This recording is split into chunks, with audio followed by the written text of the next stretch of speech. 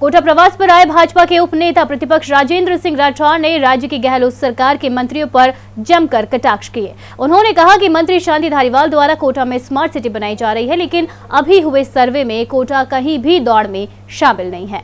केडीएल को भगाने की बात करने वाले चुप हैं और हालात ये है कि सरचार्ज के नाम पर लोगों के बिल बढ़ाए जा रहे हैं। कोटा में चिरंजीवी योजना दम तोड़ चुकी है। पहली बार हालात ऐसे हुए हैं कि मंत्रिमंडल की बैठक में 2 मंत्री झगड़ रहे हैं। मुख्यमंत्री 16 महीने से घर से बाहर नहीं निकले, 2 महीने और घर में रहने की घोषणा वे कर चुके हैं।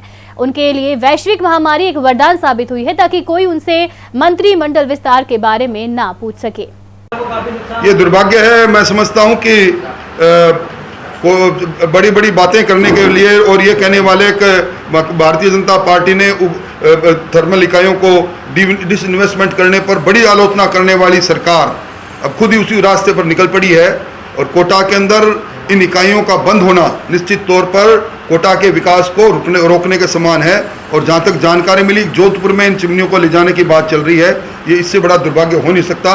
और इसके बारे में मैं मदन जी दिलावर को कहूँगा, क्योंकि आप स्थानीय, आप जानते हो। आपके जहां तक भ्रष्टाचार की बात है, इंडियन पोस्टल सर्विस के एक अधिकारी को राजस्थान में श्रम आयुक्त बना दिया। एसीबी ने इसकी पोल खोल दी। भरतपुर के लक्ष्मणगढ़ को आरोप लगाने के बावजूद आईजी बना दिया है। सत्यवीर सिंह जो कोटा में चर्चित रहे हैं, आईजी बने हुए हैं। आईजी के रूप में ही वे कोर्ट में पेश होते हैं। कुल मिलाकर ये सरकार केवल आपाधापी की सरकार हो गई है, आपस में लड़ रहे हैं। किसी भी निर्णय पर किसी भी प्रकार की टीका टिप्पणी करने का ना तो हमें अधिकार है। हमें न्यायिक व्यवस्था पर पूरा भरोसा है और फैसले की कॉपी लेकर उसका अध्ययन करने के पश्चात आगे शीर्ष अदालत के अंदर भी निश्चित तौर पर भारतीय जनता पार्टी के नेतृत्व फैसला। कोटा में विधायक खनन माफिया से सांठगांठ का मंत्रियों पर आरोप लगा रहे हैं। कोटा में जहां तक विकास की बात हो रही है, चंबल रिवर फ्रंट में करोड़ रुपए खर्च हो रहे हैं, लेकिन आने वाले मानसून में पिछले बार की तरह यदि बैराज के 19 गेट खोल दिए गए तो सारा निर्माण बह जाएगा। तब फिर भ्रष्टाचार का खेल शुरू होगा। इसका प्रबंधन अभी से हो जाना चाहिए। जो भी घोषणा पत्र कांग्रेस ने जारी किया था वह केवल कपोल कल्पित ही साबित हुआ है। रोजगार के कोई साधन नहीं बनाए गए हैं, लेकिन लोगों को बेरोजगार करने की योजना बनाकर थर्मल की 2 इकाइयों को बंद किया जा रहा है। भाजपा इसका विरोध करती है।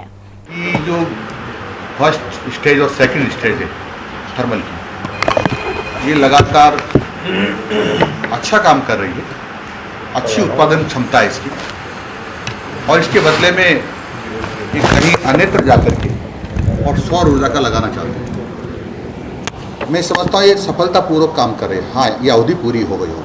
यदि अवधि पूरी हो गई और आप ऐसा समझते हैं कि ये निष्क्रिय करना चाहिए, तो यही फर्स्ट स्टेज दूसरी स्टेज को दोबारा निर्माण करना चाहिए। नहीं तो इससे बेरोजगारी बढ़ेगी। और यहाँ जो एक कोटा का नाम है थर्मल के नाम पर, उससे कोटा को झटका लगने वाला है। इसलिए मेरा सरकार से आग्रह भी यही है कि यदि ये निष्क्रिय करना है, इसको समाप्त करना है और उसकी काम करने की अवधि पूरी हो गई है, तो पुनर्निर्माण यही करें, अन्यत्र नहीं।